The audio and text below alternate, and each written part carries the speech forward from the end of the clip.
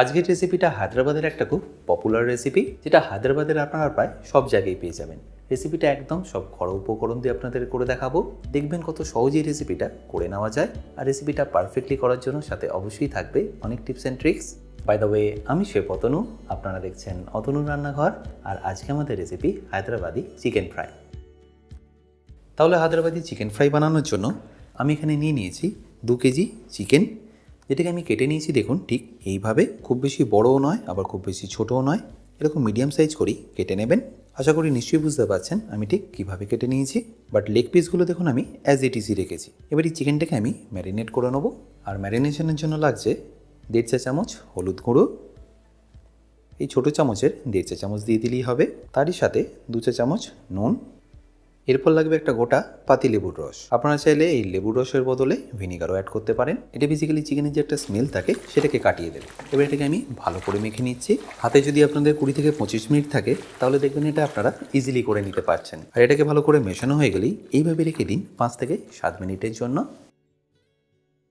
আর ততক্ষণ একটা কড়াই নিয়ে আমি এর গ্যাসটা অন করে নিচ্ছি। আর তাতে দিয়ে দিচ্ছি সাদা তেল।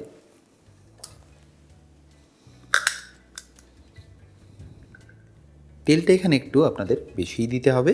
আমি একদম স্ট্রিট স্টাইলে যেরকম করে সেরকমই করে দেখাচ্ছি। আর বাড়িতে যদি আপনারা একটু তেল কম দিয়ে করতে চান তাহলে সেটাও করতে পারেন। এরপর ওয়েট করব তেলটা গরম হয়ে যাওয়ার। আর তারপর যখনই তেলটা গরম হয়ে যাবে তাতে দিয়ে দেবো শুকনো লঙ্কা। আর শুকনো লঙ্কা দেওয়ার সাথে সাথে দিয়ে দিতে হবে পেঁয়াজ বাটা। এবার ফ্লেমটাকে হাই রেখে আপনাদের ভালো করে এটাকে মিশিয়ে নিতে হবে। মোটামুটি 3 থেকে 4 মিনিটের মধ্যেই দেখবেন এটা ভালো করে ভাজা হয়ে গেছে। এটাতে তেল মশলা একটু বেশি হয়, তো এটা আমি রোজ রেকমেন্ড করব না খাওয়ার জন্য, বাট মাঝে মাঝে এটা খাওয়াই যায়। দেখুন আস্তে আস্তে পেঁয়াজটা কিন্তু ভাজা হয়ে আসছে আর কালারটাও এর চেঞ্জ হতে থাকছে।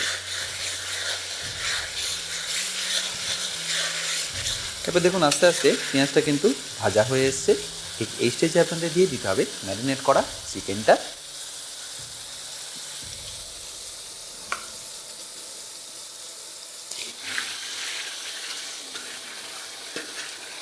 আর চিকেনটা দেওয়ার পরে ফ্লেমটাকে হাই রেখে আপনাদের ভালো করে এটাকে মিশিয়ে নিতে হবে।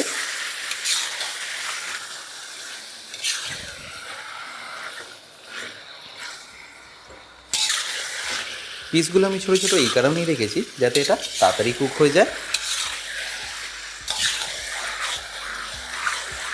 মেশাতে মেশাতে যখনই দেখবেন চিকেন থেকে আস্তে আস্তে জলটা ছাড়া শুরু করছে, তখন এখানে দিয়ে দেবেন কয়েকটা কারি পাতা।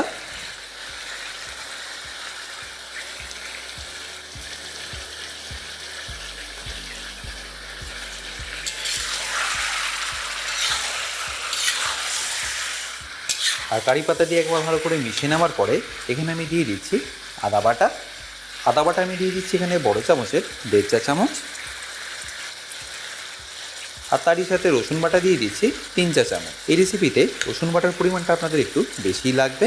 আচ্ছা, এই পুরো পরিমাপটা কিন্তু 2 কেজি চিকেনের জন্য, এটা আপনারা কিন্তু অবশ্যই মাথায় রাখবেন। এবার এটাকে আমি ভালো করে মিশিয়ে নিচ্ছি।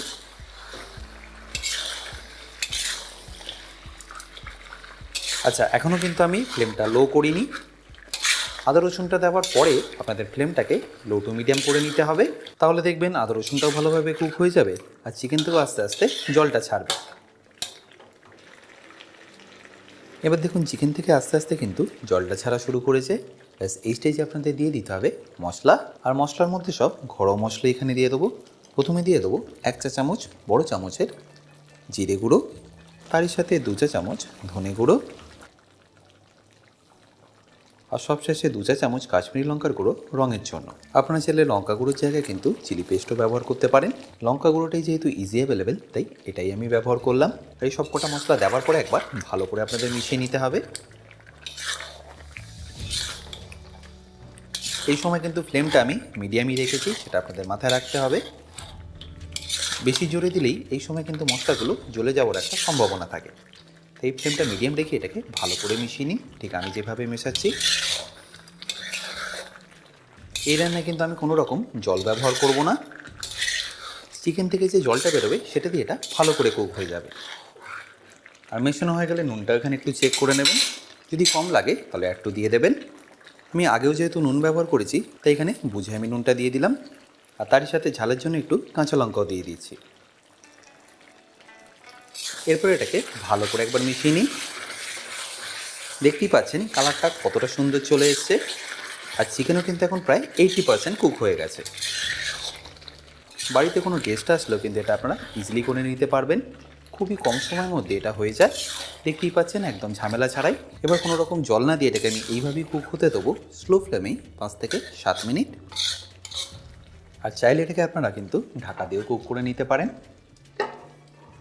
আচ্ছা, এখানে বলে রাখি, আপনারা যারা এখনও অতনু রান্নাঘরের কুকিং কোর্সটা নেননি তারা নিয়ে নিতে পারেন আমার নিজস্ব ওয়েবসাইট www.atanurrannaghar.com থেকে। সেখানে আপনারা পেয়ে যাবেন প্রায় 60টারও বেশি ভিডিও, যেগুলো আপনাদের হেল্প করবে নিত্য প্রয়োজনীয় রান্নাগুলোকে আরও সুস্বাদু করে তোলার জন্য। কোর্সটা যদি আপনারা এখনও না নিয়ে থাকেন, লিঙ্ক আমি ডেসক্রিপশানে দিয়ে রেখেছি। তাও যদি কিনতে আপনাদের কোনো রকম অসুবিধা হয়, আমার সাথে এই হেল্পলাইনে যোগাযোগ করতে পারেন। এবার 7 থেকে 8 মিনিট পরে আমি আপনাদের ঢাকনাটা খুলে দেখাচ্ছি।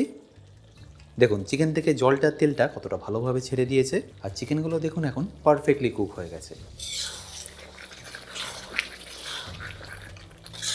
এই রেসিপিতে খুব বেশি গ্রেভি হয় না, এইরকমই একটু সেমি গ্রেভি থাকে। এবার ফাইনালি আমি রেসিপিটা ফিনিশ করে নেবো। তার জন্য লাগবে হাফ চা চামচ কাসুরি মেথি পাউডার, তারই সাথে গরম মশলা 1.5 চা চামচ, তারপরে ফ্রেশলি কাটা ধনে পাতা, আর তারই সাথে কয়েকটা কারি পাতা। ব্যাস, এবারই সব কিছুকে মিশিয়ে নিলেই আপনাদের হায়দ্রাবাদি চিকেন ফ্রাই কিন্তু পারফেক্টলি রেডি।